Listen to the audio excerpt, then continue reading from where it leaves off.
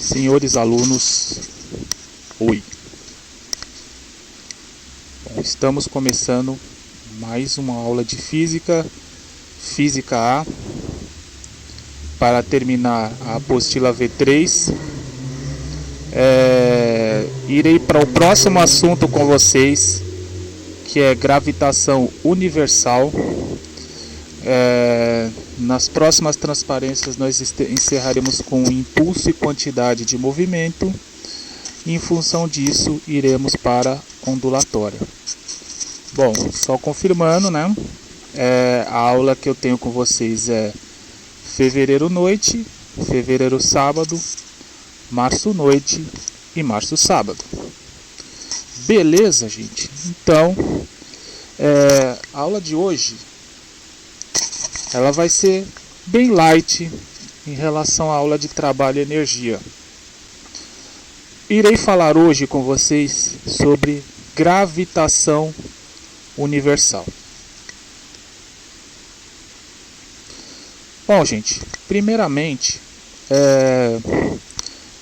aqui, para ser abordado num cursinho, não é um assunto para ser tão longo.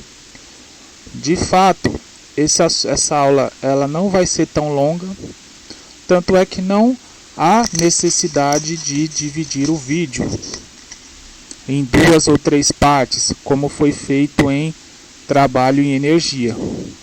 Aqui basicamente o que veremos hoje aqui, e o que é o básico, o que é necessário que vocês entendam para o vestibular. Como é que é um sistema planetário aceito hoje? Como era um sistema planetário aceito da Idade Antiga até a Idade Média? E quais leis que regem o sistema planetário hoje que nós estamos submetidos a ele? Então, o que acontece? Primeiramente, precisamos entender sobre os planetas, né? Planetas, astros, estrelas, meteoros, satélites. Para a gente entender como esses corpos eles agem no espaço, o que precisamos conhecer aqui é o assunto de gravitação universal. Bom, gente, para início de conversa, né, uma grande parte desses sistemas geocêntrico e heliocêntrico já foi abordado em questões interdisciplinares. Isso na prova da Unicamp já caiu na parte referente à história. Porque o que acontece? O que um cientista na época antiga afirmava, tudo tinha que passar pela Santa Inquisição, que era chamada Igreja. Então, durante muitos e muitos séculos, as pessoas elas sempre foram obrigadas a conviver com um sistema geocêntrico. Só depois de muitos séculos é que esse sistema passou a mudar para o sistema heliocêntrico. Mas que raios é sistema geocêntrico e que raios é o sistema heliocêntrico? Bom, primeiramente, gente, esse sistema geocêntrico ele foi um sistema proposto por Aristóteles. Não só ele fez isso, ele foi junto com os colegas dele, né? Um monte de gente propôs esse sistema geocêntrico, que é justamente considerar a Terra como uma divindade, a Terra como centro do universo. E o Sol e os outros planetas que não eram essa chamada divindade giravam em torno da Terra. O segundo sistema ele propunha o quê? Ele propunha que o Sol fosse o centro da Terra, fosse o centro do universo, perdão, e que a Terra e os outros planetas eles girassem ao redor desse Sol que é a estrela, né? E esse modelo é o modelo que é aceito até hoje. Tanto é que, quando falamos das leis de Kepler e da lei de Newton da gravitação universal, sempre estamos levando em consideração que o modelo aceito até hoje é o modelo heliocêntrico, e eu vou explicar isso para vocês com mais detalhe. Bom, gente, então, peço encarecidamente que vocês baixem a apostila V3, ela já está lá no Google Classroom, e esse assunto ele é bem curtinho, ele está da página 100 até a página 105. Bom, então dá para a gente terminar isso tranquilamente. Mas, porém, contudo, todavia, entretanto, esse assunto ele é extenso, mas toda a extensão desse assunto, dependendo da prova que vocês vão fazer, o resumo daqui já é suficiente. Tanto é que vocês não vão ter só gravitação para ver, né? Na física, quem for entrar para fazer física, seja na USP, seja na Federal do ABC ou em qualquer outra universidade que tenha física, né?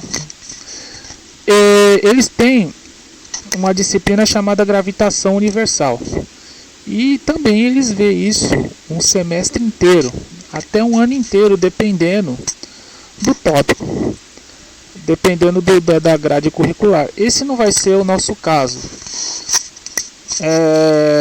Bom, sem mais delongas, sem mais enrolação, bora para a aula então, né? Como eu havia dito a vocês, sistema geocêntrico, gente. Olha só. Então vamos imaginar aqui, né? Vamos imaginar aqui a Terra, que é o nosso planeta, e ao redor vocês veem os planetas. Vocês veem a Lua, Mercúrio, Vênus, o Sol, Júpiter, Saturno, ou seja, todos os planetas giram ao redor da Terra.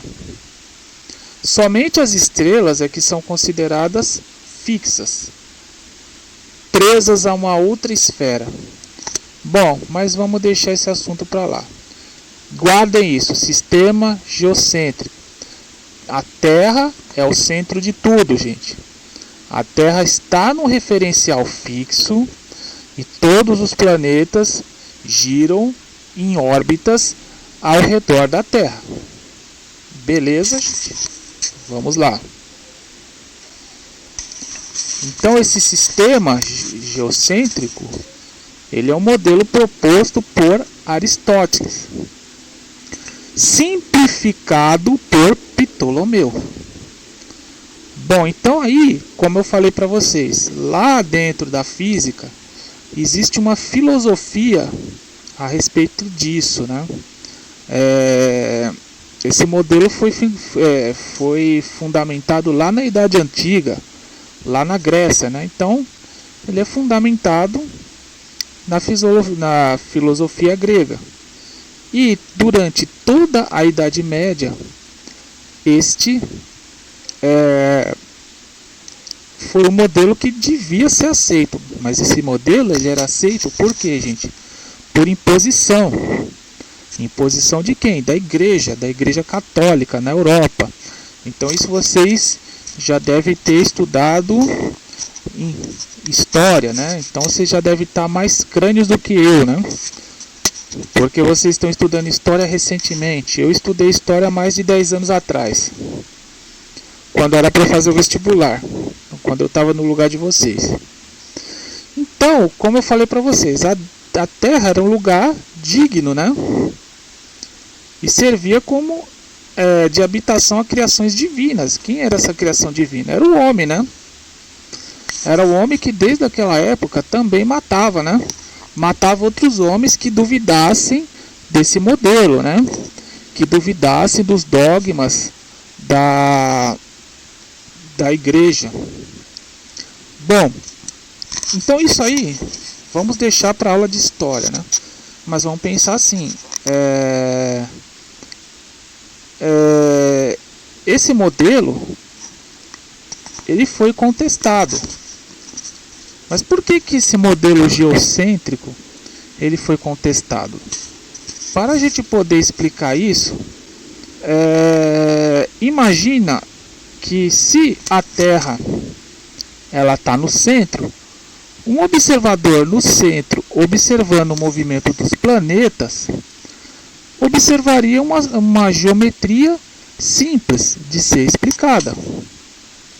Mas alguns cientistas, por exemplo, como Copérnico, Giordano Bruno e até mesmo Galileu, com a invenção do telescópio criado por ele mesmo, ele observava o movimento desses planetas ao longo de um período, ao longo do ano, ao longo dos meses, e ele observava que a trajetória descrita por esses planetas não era algo tão simples de ser explicado para um sistema como o geocêntrico, como eu vou mostrar para vocês na próxima transparência. Então vejam bem, gente. Vamos imaginar o seguinte. Vamos imaginar que, estando a Terra no centro, eu estou vendo, por exemplo, um planeta girar em órbita circular, gente. Mas imagine que a Terra estando no centro, eu estou vendo um planeta girar em hélices. Olha aqui, isso aqui é uma hélice. Explicar a teoria geocêntrica por meio dessas hélices, que são chamadas de epiciclo, imaginando, por exemplo, aqui uma esfera imaginária, descrevendo pequenas circunferências em volta da Terra, não é um sistema tão fácil de ser abordado pelo sistema geocêntrico. Pessoal, não me perguntem sobre esses epiciclos. As teorias elaboradas sobre isso, elas são muito complexas, muito difíceis de serem entendidas e não vem ao assunto, não vem ao nosso caso aqui, né? Mas o que vocês têm que entender é que durante esse período, né, da Santa Inquisição, esse modelo geocêntrico ele foi contestado. E quem contestou ele foi queimado vivo na fogueira, né? Então esses homens divinos queimavam outros homens divinos que contestavam esse sistema, que é o que aconteceu com Galileu. Bom, esse modelo foi bastante estudado por Copérnico.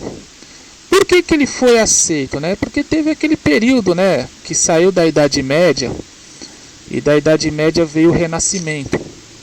E aí a Igreja Protestante ela ganhou um pouco de espaço nisso. Então, com o tempo, esse modelo heliocêntrico ele passou a ser baseado em teoria científica mesmo, e não sobre aquilo com que a Igreja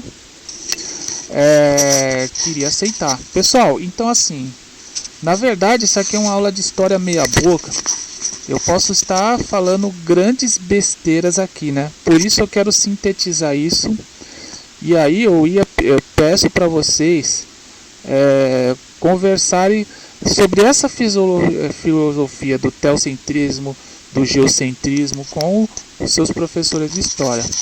Porque aqui eu vou abordar só o resumo do que é geocêntrico e do que é heliocêntrico. E que os epiciclos são essas curvas aqui, essas pequenas esferas ao redor de uma esfera imaginária aqui que eu vou imaginar em vermelho. E isso era difícil para descrever o sistema geocêntrico. Então como é que vai ser, como é que nós resumimos esse sistema heliocêntrico proposto por Copérnico, né? Então vamos lá. Olha só, eu tenho o Sol no centro e os planetas girando ao redor do Sol, né? Aí tem Mercúrio, Vênus, Terra e Lua, né? Marte, então aqui. Então você vê uma órbita aqui de cada planeta, né? Mas o que acontece? Esse modelo aqui ele é bem rudimentar, ele é muito primitivo, porque o que acontece? É muito fácil pensar, esse modelo era o primeiro estabelecido por Copérnico, então todos acreditavam então que essa órbita ela era uma órbita circular. Na verdade, gente, a órbita ela não é circular como ela aparenta, e sim é uma órbita elíptica. Esse sistema ele foi aprimorado por quem? Por Kepler, né? Então vamos lá. O Sol é o centro do universo, segundo o sistema heliocêntrico. Esse modelo copernicano, modelo aceito por, modelo desenvolvido por Nicolau Copérnico. E a Terra e os demais planetas giram em torno do céu. A curva descrita pelo movimento dos planetas em torno do Sol, ela é uma elipse, segundo Kepler. Pessoal, então, esse é o sistema solar, gente. Esse sistema solar, ele é muito parecido com o nosso modelo atômico, que também é um modelo aceito até hoje, né? Então, o que acontece? O núcleo do átomo no nosso modelo atômico, ele é o centro, e os elétrons eles estão em volta desse núcleo, formando circunferências achatadas, que lembram o que? Elipses. Então é um modelo do sistema solar que é muito parecido com o modelo dos planetas hoje, aceitos até hoje. Bom, gente, então, o que eu vou pedir para vocês? Leiam incessantemente a apostila, estudem incessantemente a história envolvida nesses planetas, que esse é o assunto que a história ela pode estar explicando melhor para vocês. O meu assunto aqui vai ser explicar a física e a matemática envolvida nisso, né? Vamos simplificar as coisas para a gente fazer os exercícios do Enem. A prova de vocês já vai ser em janeiro, então nós temos que terminar isso, né? Bom, leis de Kepler. Quais são as leis de Kepler envolvidas então, né? Já que sabemos que o Sol é o centro do universo, os planetas eles giram em órbitas que não são circulares e sim elípticas, e meu cachorro está latindo, gente, nós podemos estabelecer 3 leis. A lei das órbitas, a lei das áreas e a lei dos períodos. E vamos explicar cada uma delas pausadamente. Isso é de interesse da física e isso vocês têm que fixar a atenção e muito bem. Então vamos começar a falar da primeira lei, que é a lei das órbitas. E meu cachorro latino, gente. Bom, vamos lá. Primeiramente, gente, a gente precisa entender o que é uma elipse.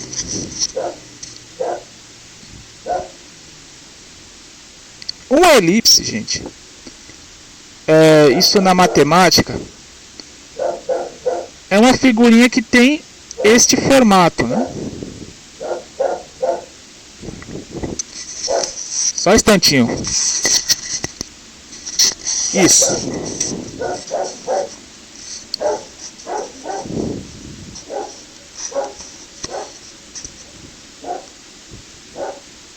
Bom, continuando, né? A elipse ela tem esse formato aqui. Então o que lembra para vocês isso aqui? Lembra o quê? Uma bola de futebol americano, gente? Ou uma bola que vocês pisaram, ela ficou amassada de um lado e longa e larga do outro.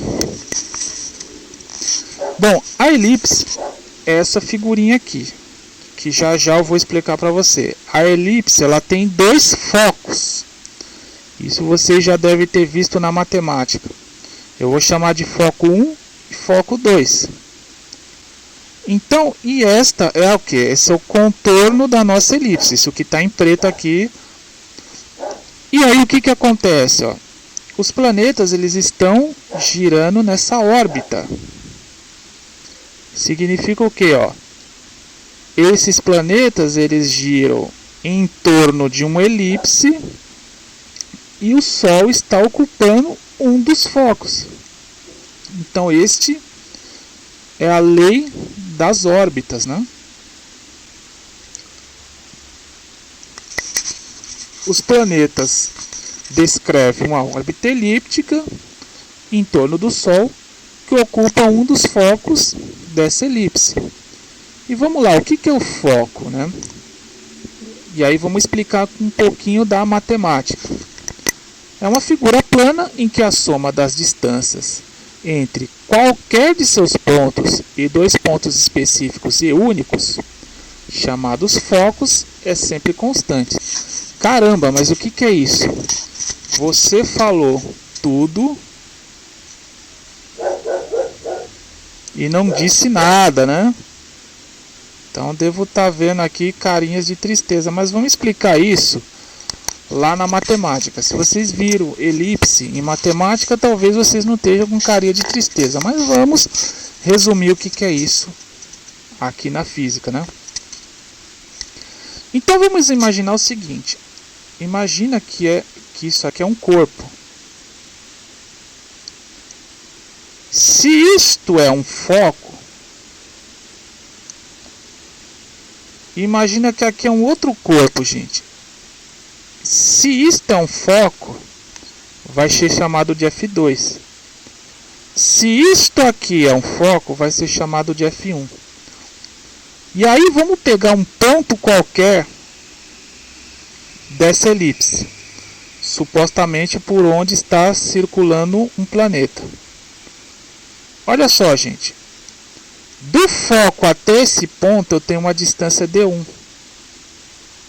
Esse ponto que eu vou chamar de P.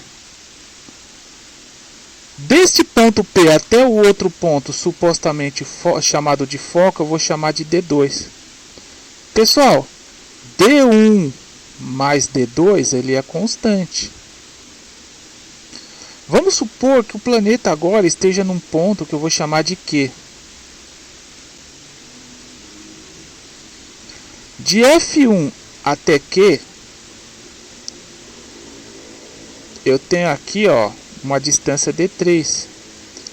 De F2 até Q, vou ter uma distância D4. Pessoal, D3 mais D4 é uma constante igual a D1 mais D2, ou seja, D1 mais D2 é igual a D3 mais D4. Ou seja, eu peguei dois pontos quaisquer, P e Q, pertencentes à circunferência, então esses pontos eu arbitrei eles. E eu digo que a soma das distâncias desse ponto até os focos é uma constante.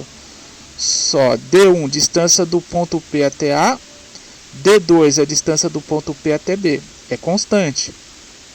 D3, distância do ponto Q, que pertence à minha elipse, até A. E D4, a distância desse ponto Q até o outro ponto do foco, é também constante. Então a soma D1 mais D2 é D3 mais D4. Então isso aqui é o que eu chamo de elipse. Bom, na matemática, vocês já devem ter visto isso com mais profundidade, né? Então, vamos adiante. Então, já vimos a primeira lei. O Sol, os planetas descrevem uma órbita elíptica na qual o corpo fixo ocupa um dos focos. Pessoal, esse corpo não precisa ser necessariamente o Sol, gente. Eu posso escrever um planeta aqui e um outro corpo ao redor desse planeta. A órbita vai ser elíptica. Mas, então, esse corpo aqui pode ser o Sol. E ao redor do Sol eu tenho os planetas. Mas também aqui onde está o F1 pode ser um planeta.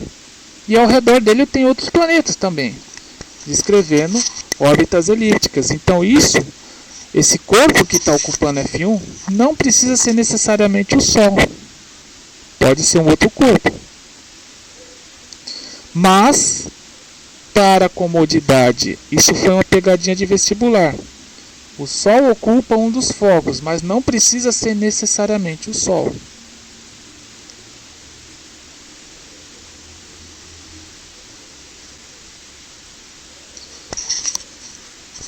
A próxima lei de Kepler, então ela é um pouquinho complexa de ser explicada, mas vamos fazer isso desenhando, né?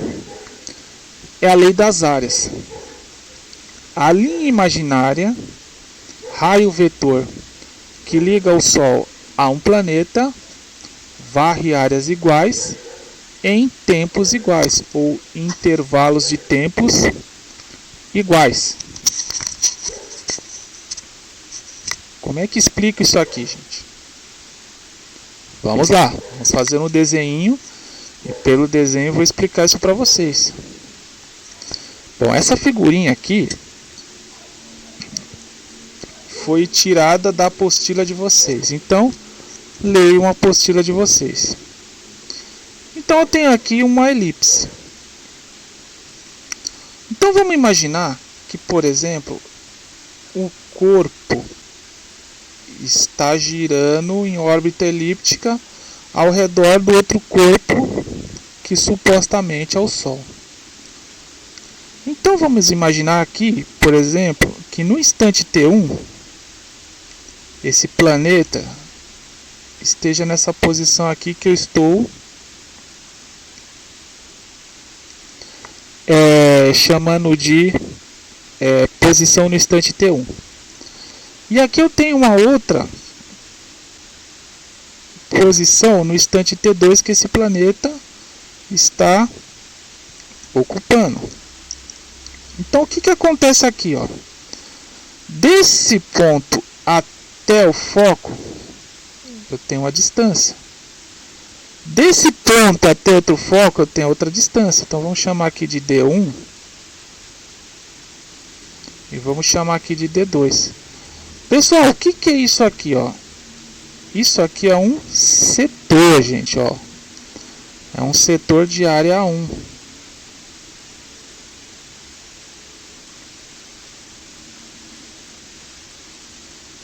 Ele varreu um setor elíptico. Desse mesmo foco, ó, vamos imaginar que no instante T3 o corpo esteja aqui, ó. E no instante T4 o corpo esteja aqui, olha só.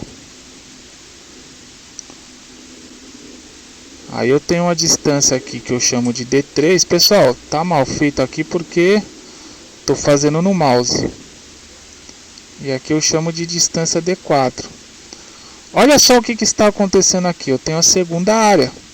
Área 2, ó.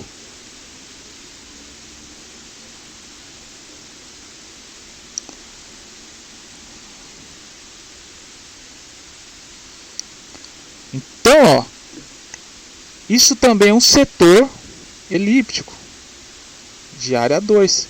Só que a área 2 ela tem que ser igual à área 1. Eu vou dizer que o intervalo de tempo, que é T2 menos T1, é igual ao intervalo de tempo T4 menos T3. Então, se o intervalo de tempo é igual, a área varrida pelo setor, ela também vai ser igual. Delta T1 e delta T2.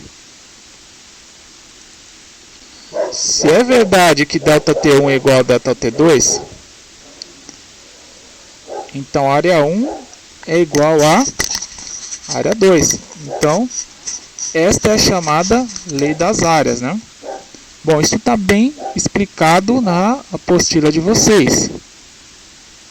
Por isso eu peço que leiam incessantemente a apostila. Eu vou mandar essa aula, vou mandar as transparências para vocês, os slides para vocês, mas não fiquem presos só nisso. Façam os exercícios. Os exercícios são bem teóricos, né? Bom, E depois disso eu vou falar da lei dos períodos, que é a terceira lei. Bom, terceira lei de Kepler, né? Para corpos que estão orbitando em torno de um mesmo corpo, o quadrado do período do movimento de translação, tempo para uma volta completa, dividido pelo raio médio. Pessoal, quando eu estou falando de raio, é raio médio. Bom, vocês viram que na elipse, o raio, como ele realmente é variável.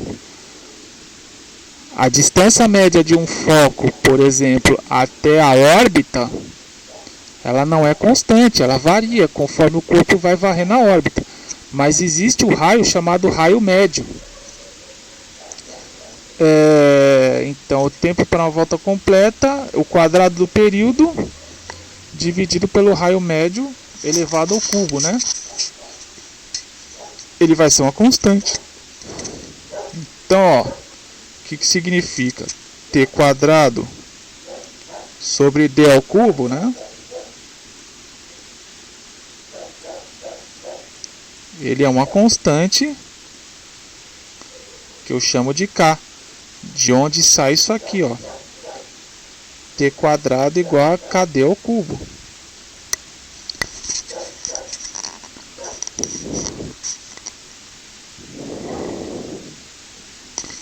Bom, vamos fazer um exercício para a gente fixar essa primeira parte referente à nossa aula de gravitação universal. Bom, com relação às leis de Kepler, podemos afirmar que não se aplicam ao estudo da gravitação da Lua em torno da Terra. Pessoal, então o que vocês entenderam, né? O que a gente é acostumado a entender? Que o Sol é o centro e os planetas giram em torno do Sol. Não, esse centro ocupado pelo foco é válido para qualquer planeta, como eu expliquei para vocês. Então esse qualquer planeta aqui pode ser a Terra. E o corpo orbitando ao longo da Terra pode ser a Lua. Então, ó, podemos afirmar que não se aplica ao estudo da gravitação da Lua em torno da Terra? Não, essa aqui é falsa, gente. Ela pode se aplicar sim.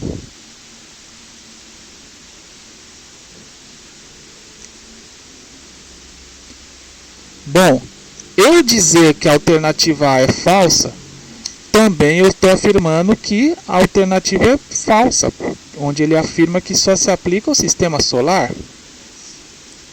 Então a alternativa B é falsa.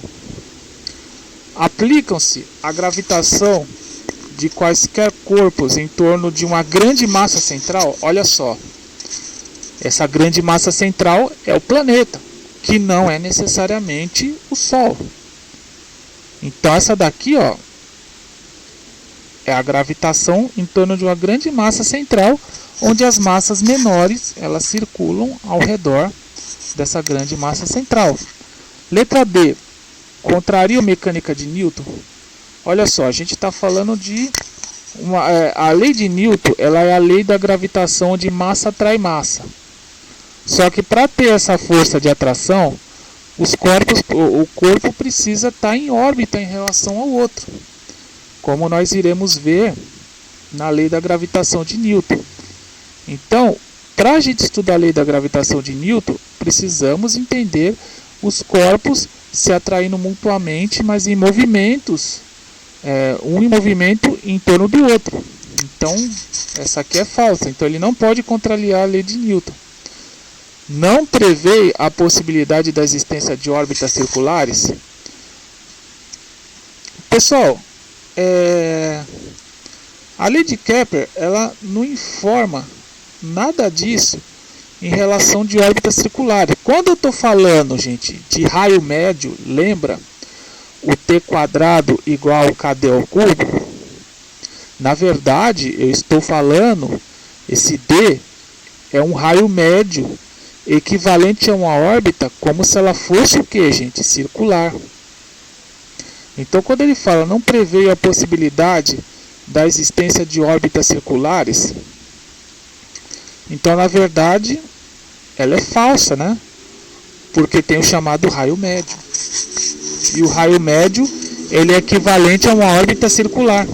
Então, essa aqui também é falsa. Então, a letra mais próxima aqui, qual é? É a letra C.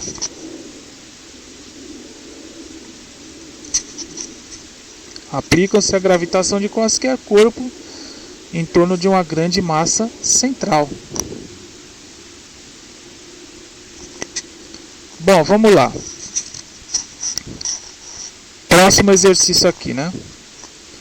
Dois planetas A e B do Sistema Solar giram em torno do Sol, com períodos de movimento TA e TB e raios orbitais 8R e R, respectivamente. Com base nas leis de Kepler, é correto afirmar que a razão TA sobre TB é dada por... Bom, então vamos lá. Os planetas estão girando em torno de uma elipse. Essa elipse, ela possui um raio médio. Se os dois planetas estão girando ao redor da elipse, eles possuem o mesmo raio médio, gente. Então, gente, ó, TA ao quadrado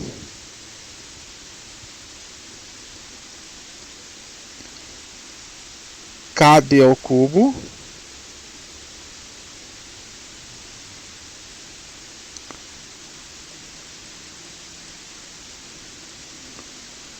TB ao quadrado. Perdão, gente, eu falei que é o mesmo raio médio. Na verdade, o raio médio ele é dado aqui no exercício. TB ao quadrado, então aqui, ó, DA ao cubo, TB ao quadrado é KDB ao cubo. Pessoal, divide TA ao quadrado por TB ao quadrado, K com K é constante.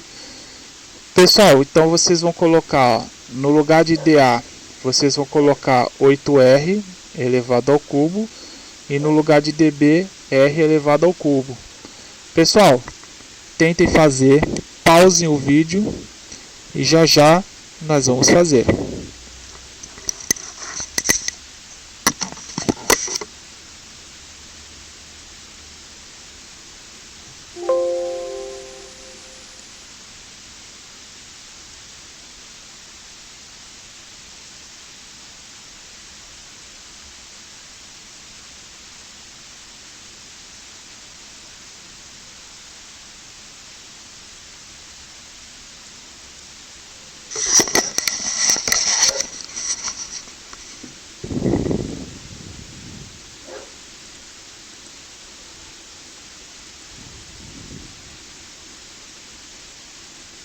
Olha só, gente.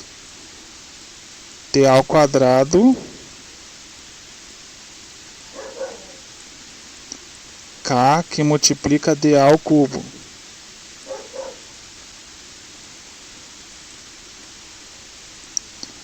TB ao quadrado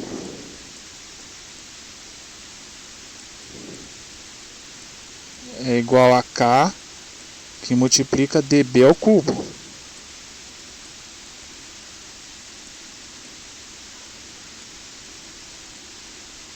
Divide um pelo outro, gente. E colocamos, ó, no mesmo denominador, ó. Então eu tenho TA sobre TB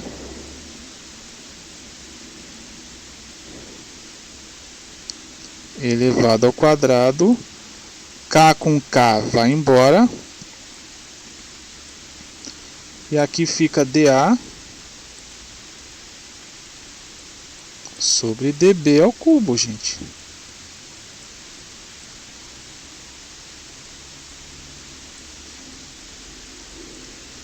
Quanto é isso? É 8R sobre R?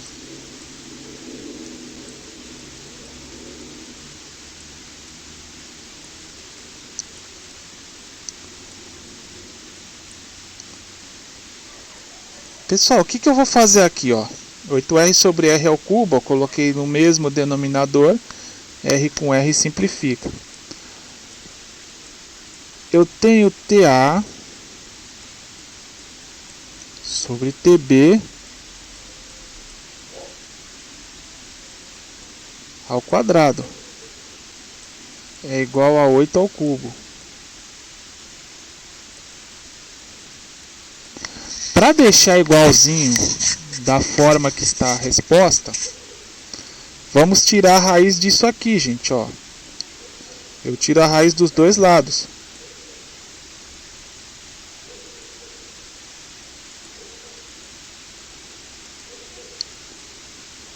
Então eu tiro a raiz quadrada disto e tiro a raiz quadrada disto. E aí fica que TA sobre TB, que é a raiz quadrada disso. E aí eu vou fazer uma mágica aqui, gente, ó. Como é que eu posso escrever 8 ao cubo? Eu posso escrever como 8 vezes 8 ao quadrado. Raiz quadrada de 8 ao quadrado eu posso colocar para fora. Então eu posso dizer que TA é igual a 8 raiz de 8 TB. Ou a razão entre TA e TB é 8 raiz de 8.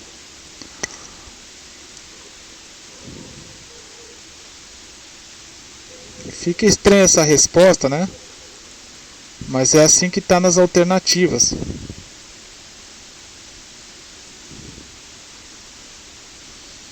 É assim que fica nas alternativas. 8 raiz de 8.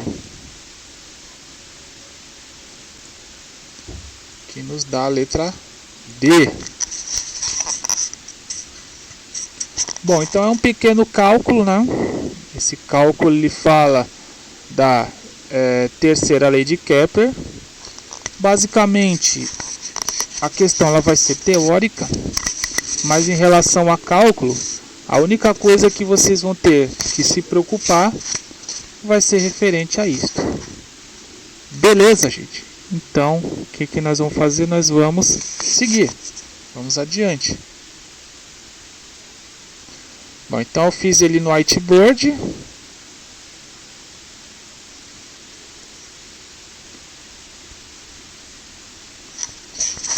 Bom, agora, depois que nós falamos das leis de Kepler, vamos falar agora da lei de Newton. Lei de Newton da gravitação universal, que é muito parecido com o quê? Com a lei de Coulomb. A lei de Coulomb da eletrostática, que nós iremos ver daqui a algum tempo, né? Bom, para a gente entender isso, a primeira coisa que a gente tem que entender é que, estando na órbita, um corpo girando em órbita de outro de grande massa, nós podemos entender que ele também atrai essa massa. Então, uma massa, ela atrai a outra massa. É evidente, gente, que a Lua ela gira ao redor da Terra. Mas o que acontece? Por que a Lua não se choca com a Terra? Porque a Lua ela faz um movimento circular. Isso vocês viram aonde? Isso vocês viram em cinemática com o André. Movimento circular uniforme. Pressuponho que vocês tenham visto isso. E aí o que acontece, gente? Massa atrai massa, gente. Então a gente pode pensar no seguinte, né? A Terra atrai a Lua. A Terra atrai uma maçã. A Terra atrai um tijolo. Um tijolo atrai uma capa de um livro. Estranho isso, né? Você é atraído pela sua apostila? Você é atraído pela sua apostila, gente. Da mesma forma que a sua apostila é atraída pela Terra. Mas você não sente. Por quê? Porque a sua massa, em relação à massa da Terra, ela é considerada o quê? Desprezível, né? Então, o campo gravitacional gerado pela Terra é muito maior que o campo gerado, por exemplo, por uma apostila. Então, o que acontece? A Terra, como tem uma massa muito grande, ela atrai a maçã. Só que a maçã também atrai a Terra. É aquele princípio da ação e reação que eu conversei com vocês. Então, massa atrai massa. Quanto maior a distância entre dois corpos, menor a atração entre eles. Isso é fato, gente. Isso vocês podem ver um astronauta que está a uma distância considerável da Terra, né? Dentro de uma estação orbital. Ele praticamente não sente a ação da atração do campo gravitacional da Terra. Enquanto que na superfície da Terra as coisas mudam, né? Ele fica grudado na Terra. Então, partindo dessas duas premissas, podemos afirmar o quê? Que dois corpos se atraem segundo uma força que é diretamente proporcional ao produto de suas massas, inversamente proporcional ao quadrado da distância que os separa. Bom, então, em relação a isso, podemos formular a lei de Newton da gravitação universal. Tenho dois corpos de massa M1 e M2, normalmente dois planetas. Eles se atraem com forças de módulo F. Esta força é o peso, isso nós veremos já já. Eles estão a uma distância D, olha, os centros deles estão separados a uma distância D entre si. E aí eu posso elaborar a lei de Newton da gravitação, que F é igual a uma constante que eu vou chamar de Gzão, Emão, normalmente eu chamo esse M1 de Emão, M2 eu chamo de Eminho, Gzão M1, M2 sobre a distância entre os corpos ao quadrado. Então essa é a lei de Newton da gravitação universal, que é bastante similar à lei de Coulomb, né? Então vamos lá. F é a força de atração, e veja bem, é só atração. Estamos falando dessas unidades no sistema internacional. Faço os dimensionais disto. Não vou fazer para vocês, até porque o nosso tempo está curto. M1 é a massa de um dos corpos, em quilogramas. M2 é a massa do outro corpo, em quilogramas. D, a distância entre... Pessoal, não é a distância necessariamente entre os dois corpos. Os corpos eles têm massa e têm volume. Centros.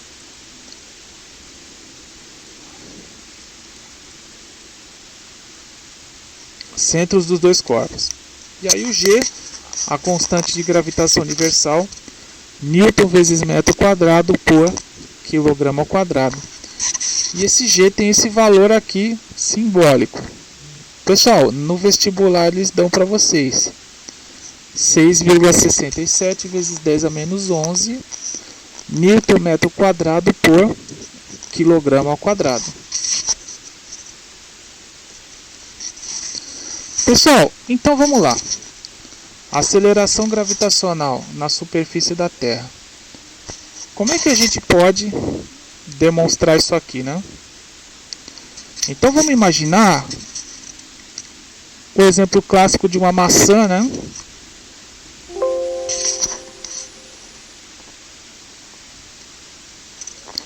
Atraída pela superfície da Terra. Então vamos voltar lá no whiteboard.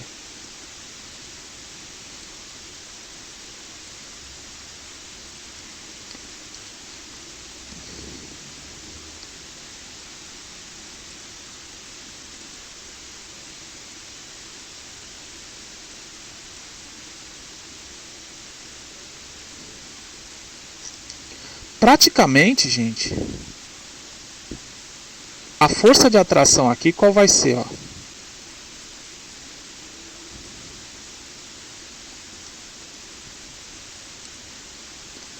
Vamos chamar de F aqui e F aqui. Minha letra tá ruim, gente, vocês entendem, gente? O centro da Terra atrai o corpo e o corpo atrai o centro da Terra. F, Gzão, Emão, Eminho é esse corpo de massa Eminho, e Emão é o corpo no caso aqui a Terra. Gzão, Emão, Eminho dividido por D ao quadrado. O que acontece aqui? Por coincidência, gente, por acaso, essa força ela atua para corpos muito próximos à superfície da Terra. Então esses corpos, essa força de atração, como consequência, ela é a força peso, gente. Peso que é igual à massa do corpo, olha só a massa do corpo, vezes essa coisa aqui, ó. Então vai ser o M vezes o G. Pessoal, esse G na superfície da Terra, ele é o chamado 10 metros por segundo ao quadrado, gente. Então, ó, na superfície da Terra, esse D vai ser o próprio raio R do centro da Terra até a superfície, gente. Que é o que a gente vê no caso especial. Por isso que os corpos, eles têm dimensões. Agora, o que acontece, gente? Na medida em que o corpo se afasta do centro da Terra, o que acaba acontecendo aqui? O valor da gravidade vai diminuindo. Ele vai diminuindo numa proporção quadrática, gente. Então vamos ver esse exemplo aqui, ó. É um corpo muito afastado da superfície da Terra. Então eu vou usar a lei de Newton da gravitação. F é igual a Gzão, Emão, Eminho sobre D ao quadrado. Só que o D, ele é o quê? Ele é uma soma do raio R do centro da Terra até a superfície, mais a distância H, a altura H, que é a distância da superfície da Terra até a posição onde está orbitando o corpo de massa M. É o R mais H. Por isso que, na verdade, gente, isso é uma simplificação prática. Gzão, Emão sobre R mais H ao quadrado. Bom, gente, então, de gravitação, é isso que eu tinha a falar para vocês. E vamos fazer um exercício, esse exercício de saideira, né? Ó, o caso especial, gente, é esse aqui que eu falei para vocês, ó. É o caso especial da gravidade local, ó. Essa gravidade é o 9,8 ou 10 metros por segundo.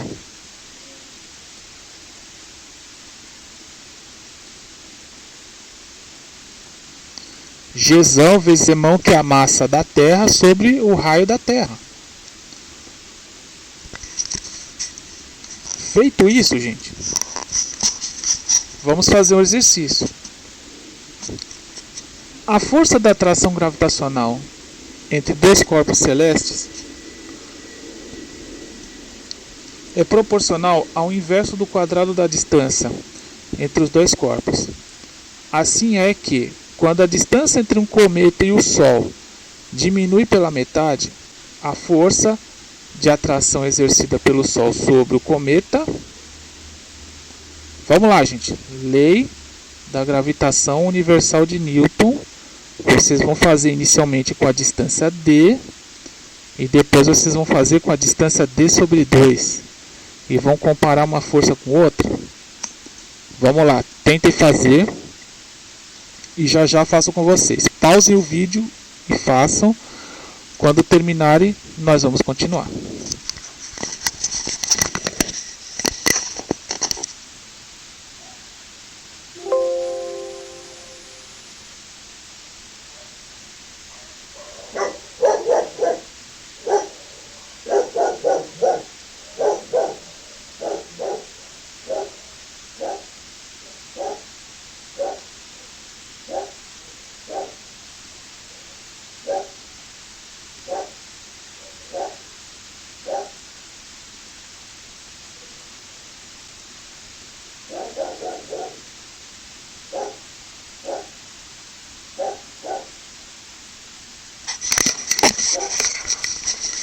Pois bem, gente.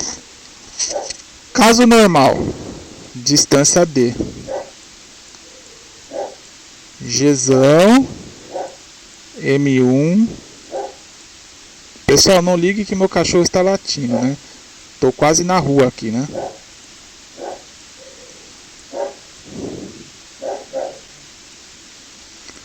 Então esse é o primeiro caso da nossa força F. Agora vamos imaginar aonde o D é dividido por 2, ó. Então minha força ela passa a ser o quê? F'. Gzão, M1, M2, dividido por D sobre 2, tudo ao quadrado, gente. Como é que fica isso aqui? Agora vamos fazer um pouco da nossa matematicalização do assunto, né? Só trabalhando com frações algébricas. E1, M1, M2 sobre, ó, D ao quadrado, 2 ao quadrado dá 4. Divisão de fração, gente. Copia o primeiro e multiplica pelo inverso do segundo. Quanto é que fica isso aqui, ó? 4 Gzão M1 M2 sobre D quadrado. E o que é isso aqui, gente?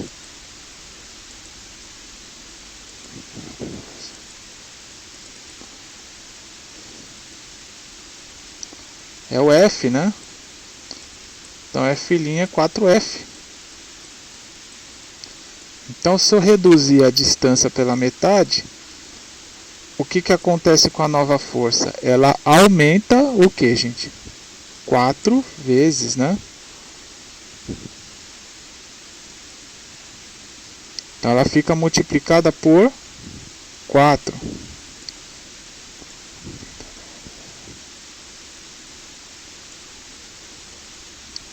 Então esse aqui é o que eu resolvi no whiteboard com vocês. Bom, gente, então nossa aula gravada é isso, né? Ela vai subir na segunda-feira, dia 22. E agradeço vocês pela audiência aqui.